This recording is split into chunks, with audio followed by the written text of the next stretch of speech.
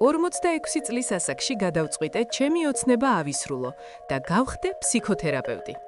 მაშინ, როცა ახალგაზრდა ვიყავი და პროფესიას ვირჩევდი, ვფიქრობდი ჟურნალისტიკასა და ფსიქოთერაპიას შორის. მაგრამ დედაჩემის გავლენით ჩავაბარე ჟურნალისტიკაზე.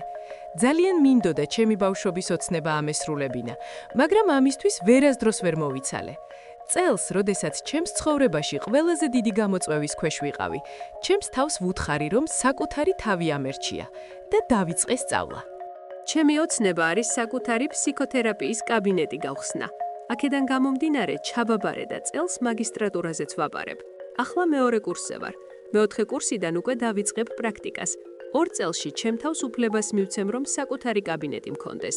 და ბევრჯერ მithქვამს, რომ მინდა წყალტუბოში დიდი სარეაბილიტაციო ცენტრი გავაკეთო, რომელიც იქნება გამორჩეული ამიერკავკასიაში, სადაც სხვადასხვა ქვეყნიდანაც ივლიან იმისთვის, რომ განიკურნონ, ამბობს ნანუკა ჟორჟოლიანი.